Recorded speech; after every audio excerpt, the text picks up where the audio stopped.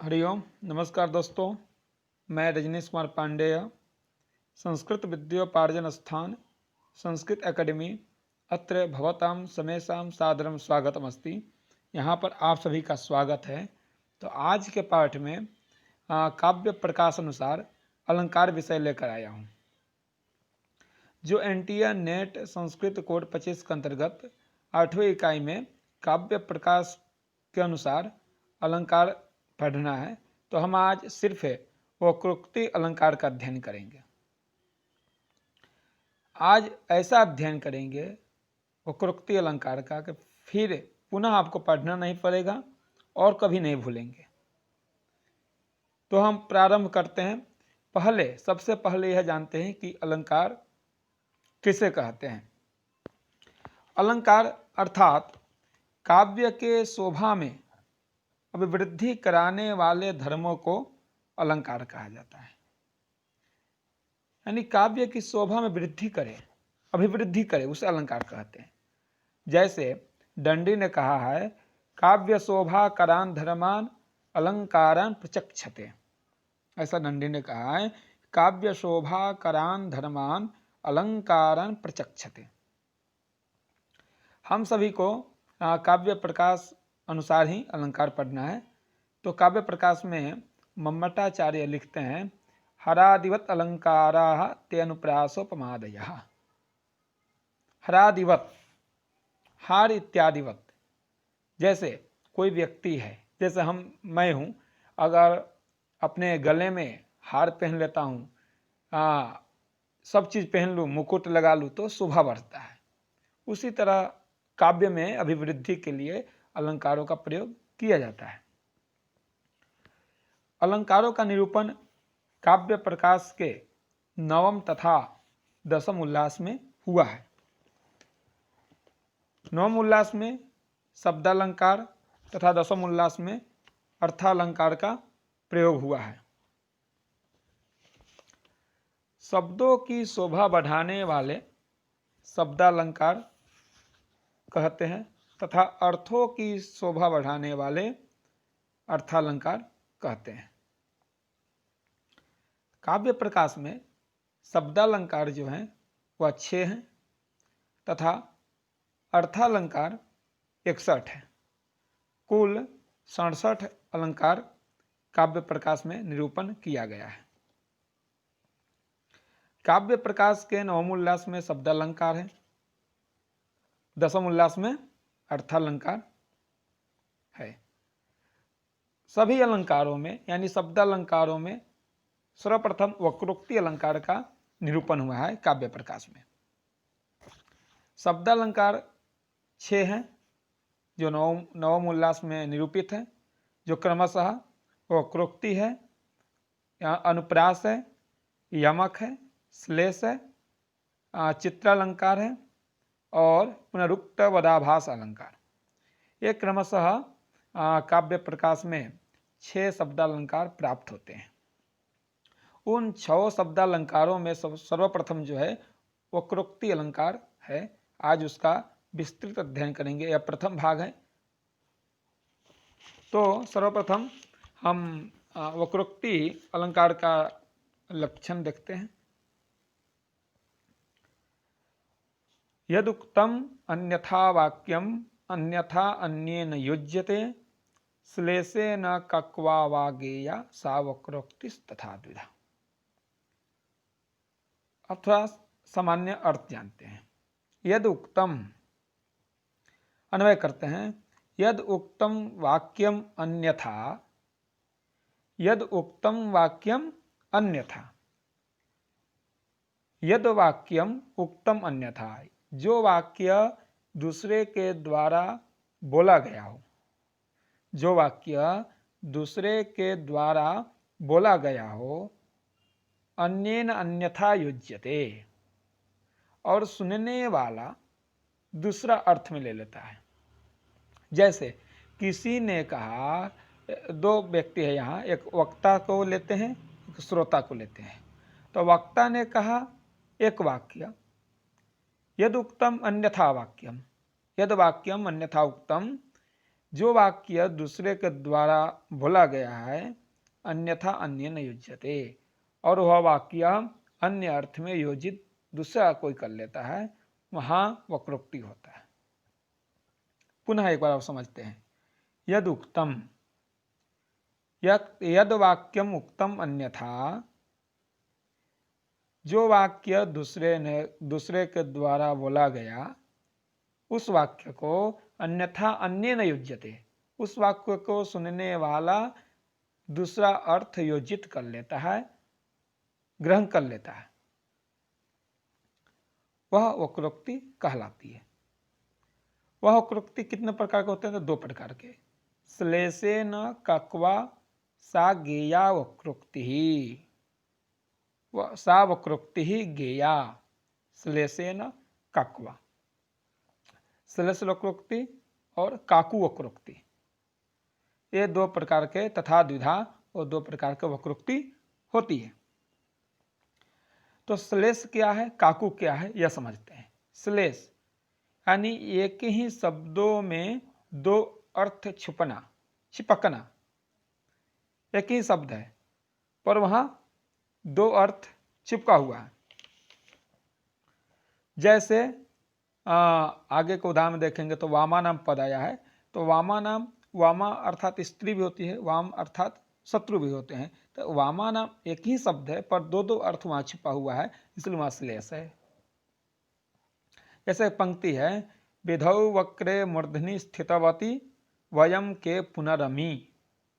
तो विधौ, विधु शब्द है, एक विधि शब्द है। विधि अर्थात ब्रह्मा, विधु अर्थात चंद्रमा। तो दोनों के सप्तमी एक वचन में विधौ बनता है। पद एक ही है पर अर्थ दो दो है। एक ही पद, एक ही शब्द में दो दो अर्थ, दो या दो से अधिक अर्थों का चिपका होना श्लेष कहलाता है। उसके बाद काकु, काकु यानी बोलने का ढंग, बोलने का ढंग यानी उच्चारण शैली। जैसे कोई कहता है कि क्या मैं यहां से नहीं जाऊंगा, तो सुनने वालों को क्या लगता है कि यह नहीं जाएगा। क्या मैं यहां से नहीं जाऊंगा, तो यानी जाएगा। सुनने वालों यह अर्थ होता है कि बोलने का जो ढंग होता है उसका, मैं यहां से नहीं जाऊंगा, यह सुनने के बाद दूसरा व्यक्ति अर्थ क्या ग्रहण करता है कि मैं, एक का मतलब ये जाएगा, ये जाने वाला व्यक्ति है। तो वहां बोलने का जो ढंग है, बोलने का जो उच्चारण शैली जो है, उसे काकु यानी जिह्वा कहते हैं, वह काकु वक्रोक्ति होती है। तो वह दो प्रकार के वक्रोक्ति हुई। वक्रोक्ति दो प्रकार का हुआ, श्लेष वक्रोक्ति और काकु वक्रोक्ति। फिर से एक बार लक्षण समझते हैं।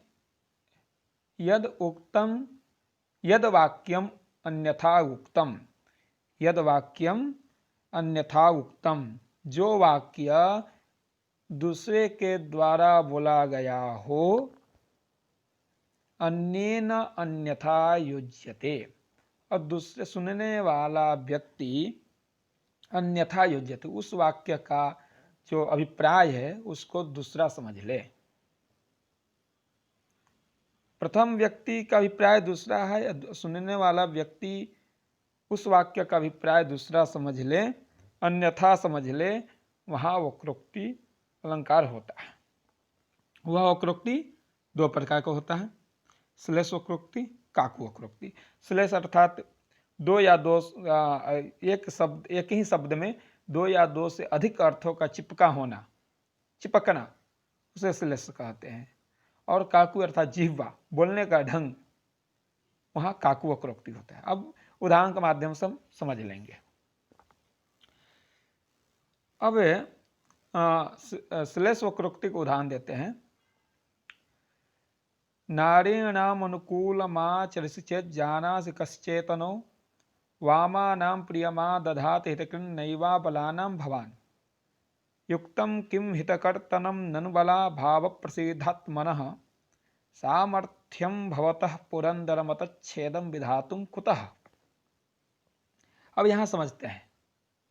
यहाँ हम समझेंगे दो व्यक्ति हैं, एक वक्ता है, एक श्रोता है, दोनों आपस में बातें कर रहे हैं। तो वक्ता ने कहा श्रोता से, वक्ता ने कहा श्रोता से, नारीणाम अनुकूलम आचरसि चेत जानासि। यहां तक रुकना है। नारीणाम अनुकूलम आचरसि चेत जानासि। तुम हे श्रोता, तुम स्त्रियों के अनुकूल आचरण करते हो तो तुम समझदार हो। किसने कहा? वक्ता ने कहा श्रोता से कि हे श्रोता, यदि तुम स्त्रियों के अनुकूल आचरण करते हो तो तुम समझदार हो। चित जाना से, तुम समझदार हो। पर यहां देखिए श्रोता ने क्या समझा। अब यहां सभंग कर दिया पद को, यानी तोड़ दिया। न अरीणाम, न अरीणाम। श्रोता ने समझा कि न अरीणाम अनुकूलम आचरसि चेत जानासि। यदि तुम शत्रुओं के अनुकूल आचरण नहीं करते हो तो तुम समझदार हो। ऐसा श्रोता ने समझ लिया। यद उक्तम, अब समझते हैं इसी पर लक्षण समझते हैं। यद उक्तम, यद वाक्यम उक्तम अन्यथा। श्रोता ने वक्ता ने क्या बोला था कि तुम स्त्रियों के अनुकूल आचरण करते हो तो समझदार हो, पर अन्यथा अन्य न युज्यते। पर श्रोता ने अन्यथा युज्यते, उसने क्या समझा कि यदि तुम शत्रुओं के अनुकूल नहीं आचरण करते हो तो तुम समझदार हो। लक्षण यहां घटित हो रहे हैं। तो नारीणाम अनुकूल आचरिष्यते जानासि। वक्ता ने कहा कि तुम स्त्रियों के अनुकूल आचरण करते हो तो तुम समझदार हो। श्रोता ने समझा कि न अरीणाम, तुम शत्रुओं के अनुकूल आचरण नहीं करते हो तो तुम समझदार हो। उसका दूसरा पंक्ति श्रोता ने बोला, कश्चेतनो, यहां से पंक्ति श्रोता बोलता है, कश्चेतनो वामानां प्रियमा दधाति। कौन बुद्धिमान होगा जो शत्रुओं का प्रिय करता होगा। क्योंकि वो श्रोता ने तो शत्रु अर्थ में समझा था, तो उत्तर भी तो शत्रु अर्थ में ही देगा ना। वक्ता का अभिप्राय है स्त्री अर्थ में, श्रोता ने समझा शत्रु अर्थ में। फिर शत्रु अर्थ में श्रोता ने बोल रहा है कि कश्चेतनो वामानां प्रियमा दधाति। कौन होगा बुद्धिमान जो शत्रुओं का प्रिय करता होगा। कौन होगा बुद्धिमान जो शत्रुओं का प्रिय करता हो। प्रियमा दधाति, क्योंकि शत्रु ने श्रोता ने शत्रु अर्थ में समझा था। श्रोता ने शत्रु अर्थ में समझा था, इसलिए शत्रु के पक्ष लेकर श्रोता ने कहा कि कौन बुद्धिमान होगा जो शत्रुओं का प्रिय करता होगा। यह वाक्य सुनकर वक्ता ने क्या समझा कि कौन बुद्धिमान होगा जो स्त्रियों को प्रिय करता है। कौन बुद्धिमान होगा, इन्होंने समझ लिया। क्योंकि वक्ता ने स्त्री के पक्ष में बोला था। वामा नाम का दो अर्थ होता है, वामा अर्थात स्त्री, वाम अर्थात शत्रु। तो यहाँ वक्ता ने समझ लिया क्या कि कौन बुद्धिमान होगा जो स्त्रियों का प्रिय करता होगा, प्रिय करता है। कौन बुद्धिमान होगा, क्योंकि स्त्री के पक्ष में वक्ता ने कहा था तो स्त्री के पक्ष में ही समझेगा। श्रोता ने शत्रु पक्ष में समझा था तो शत्रु पक्ष में ही उत्तर दिया। तो फिर वक्ता ने कहा शत्रु से, हितकृन नैवा बलानां भवान। अब हितकृत यहां समझने की बात है। हितम करोति इति हितकृत, दो अर्थ में, जो हित करता है। हितम कृंतति इति हितकृत, जो हित को काटने वाला होता है। हितम करोति इति हितकृत, हितम कृंतति इति हितकृत। तो हितकृन नैवा बलानां भवान, क्या तुम अबलाओं के हितकृत नहीं करता, हितकृत हित करता नहीं हो। वक्ता ने कहा कि क्या तुम अबलाओं के हित करता नहीं हो, क्योंकि वक्ता ने क्या समझा था, वामानाम का अर्थ स्त्री पक्ष में। तो उन्होंने कहा, वक्ता ने श्रोता से, कि क्या तुम अबलाओं की हितकर्ता नहीं हो? तो उसने समझ लिया श्रोता ने, हितम कृंतते हितकृत, क्या अबलाओं की हितकर्तनम करने वाले तुम नहीं हो, ऐसा समझ लिया श्रोता ने। क्या तुम हितकर्तनम नहीं करते हो अबलाओं की? तो उन्होंने बोला, युक्तम किम हितकर्तनम ननु बाला भाव प्रसिद्धात्मनः, कि स्त्रियों के हितकर्तनम युक्तम किम, क्या युक्त है स्त्रियों के हितकर्तनम में? बला भाव प्रसिद्धात्मना के अर्थ समझ लिया कि जो बल नामक असुर को मारने वाला इंद्र। अब युक्तम इन्होंने कहा, वक्ता ने, कि हित कृण्यवा बलानाम भवान, कि तुम अबलाओं के हित करता नहीं हो। तो उसने समझ लिया कि क्या अबलाओं के तुम हित काटने वाला नहीं हो? श्रोता ने समझ लिया। श्रोता ने कहा, युक्तम किम हित कर्तनम ननु बला भाव प्रसिद्धात्मन,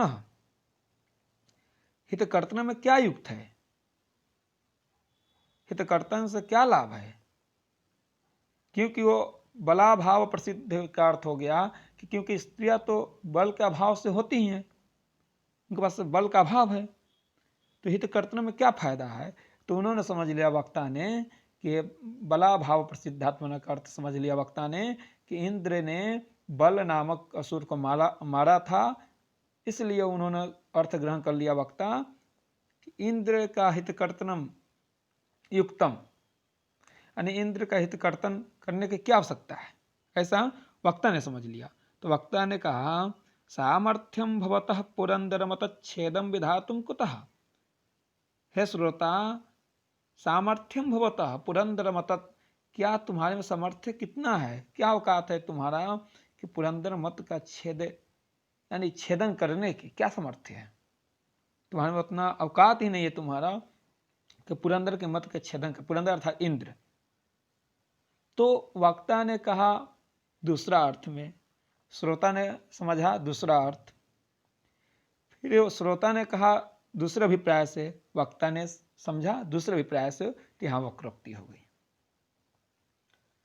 जैसे नारी नाम पद में भी यहाँ भी वक्रोक्ति है, श्लेष है, क्योंकि भंग करना, सभंग करना पड़ रहा है, तोड़ने पड़ रहा है। न अरिनाम नारी नाम, न अरिनाम शत्रु नाम, तो इसमें भी नारी नाम पद में भी श्लेष है, क्योंकि एक के शब्दों में दो या दो से ज्यादा अधिक अर्थ हो, चिपका रहना, वहां श्लेष वक्रोक्ति होता है।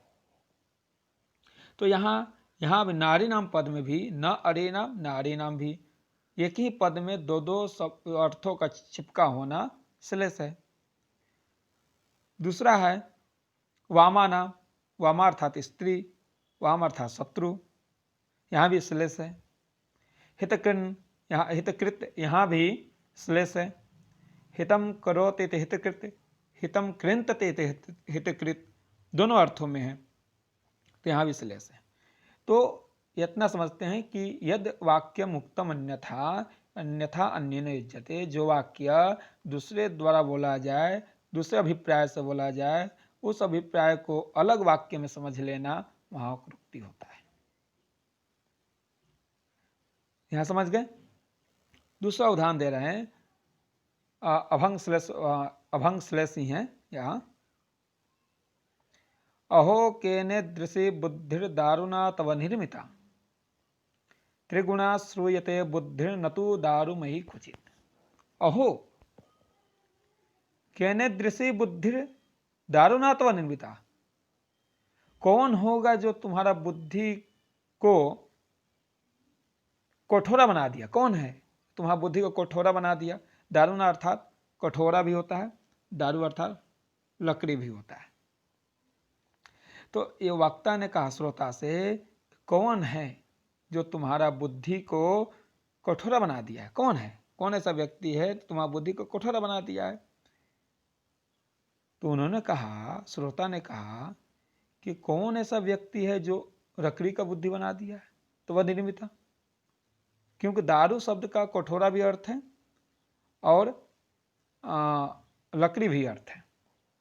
तो उन्होंने कठोरा शब्द के अभिप्राय से बोला और श्रोता ने समझा लकड़ी अर्थ में दारू शब्द का,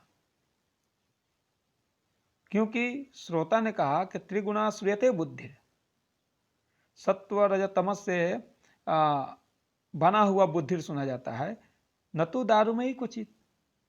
यह लकड़ी वाला बुद्धि कहीं नहीं सुनते।